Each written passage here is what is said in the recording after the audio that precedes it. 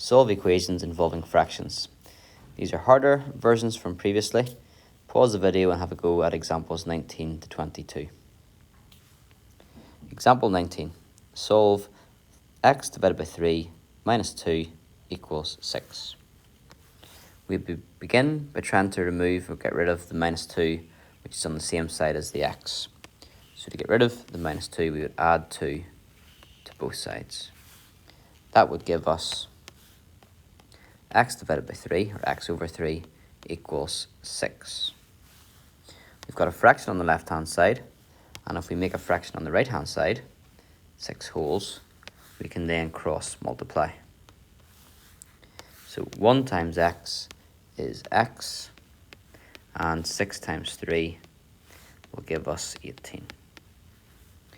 And remember, with all equations, you can always go back and check. So 18 divided by 3 is 6. 6 take away 2 is 4. So I've made a mistake somewhere.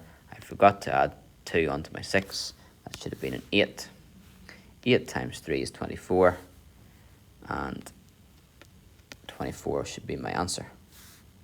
24 divided by 3 is 8. 8 take away 2 is 6. So I've got it right. You should also never just correct your answer. That's a mess. Someone's trying to mark it. So there you go. X equals 24. Example 20.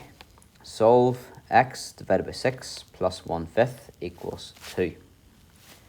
We can remove the plus 1/5. There are other ways you could try to add these fractions together, but I'm going to try and remove the 1/5. So I'd have to take it off both sides. So subtract 1/5, subtract 1/5. What would I be left with? I'd have just the x over 6. And then I've got 2 wholes take away a 5th. So 2 wholes, how many fifths is that? Well, 1 whole is 5/5. So 2 wholes is 10/5. If you take away 1/5, you've got 9/5. And I've got a fraction equals a fraction, so I can solve that by cross multiplying.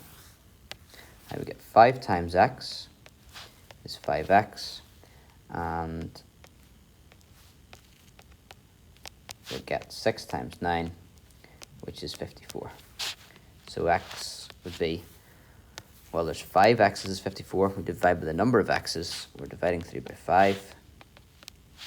So we get 54 over 5. You'd write that as a mixed number. So we need to see that 5 goes into 54 10 times, and 4/5 left over. Example 21.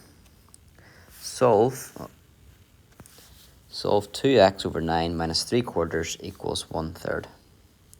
I'd want to begin by removing the minus 3/4 because it's on the same side as the x. I want to get it away. So I would add 3/4 to that side and do the same to the other side. So what would we have? On the left-hand side, we'd have 2x over 9. The minus 3/4 would be gone. And we end up with the 1/3. And we've added 3/4 to that, or we're going to try to anyway. So how do we do that?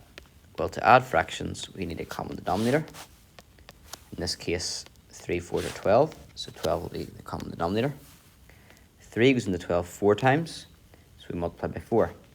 1 times 4 is 4. 4 goes into 12 3 times.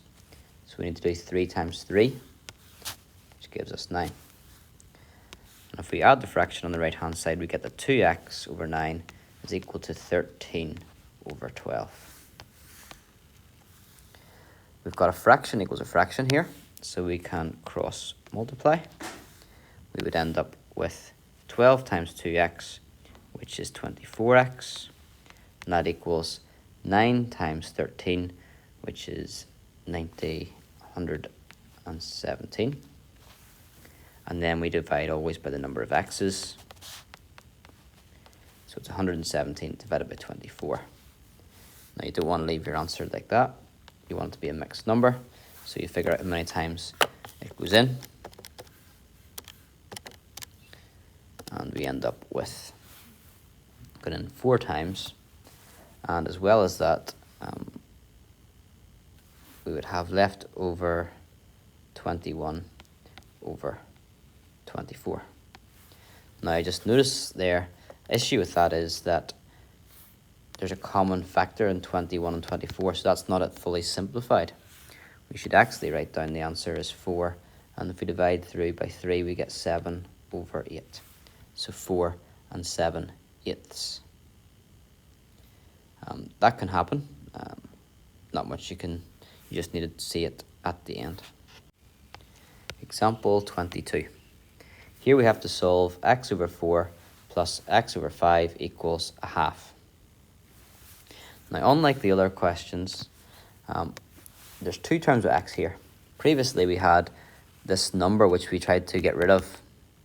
But here, there's no point in trying to get rid of one of these here because we want x to be on the same side. So these two terms need to stay where they are. You don't want to bring one over. So we need to change our approach. We need to actually add together these two fractions. So we're going to add together algebraic fractions. How do you do that? Well, you just do it the same way as you would with normal fractions. You get a common denominator. The denominator that's common would be common of 4 and 5, which would be 20.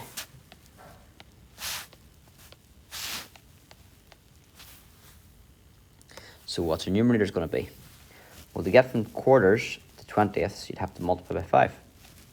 So we have to multiply the x by 5, and 5 times x is 5x. We then want to get from fifths to 20ths, so we'd multiply by 4. So x times 4 is 4x. And now we've got a common denominator. You can add the fractions, and remember to do that, you keep your denominator there, and you add the numerators. That would be 5x plus 4x. 5x plus 4x is 9x. On the right hand side we've got the half, and just leave it there. You'll notice we've now got a fraction equals a fraction, and that's when you can cross multiply. You're definitely not cross multiplying here. We don't have a fraction equals a fraction. We're adding fractions. That's why we went with a common denominator. Okay, let's look at this cross multiplication. 2 times 9x and 1 times 20, or 18x equals 20. You then want to divide by the number of x's, so you divide through by 18.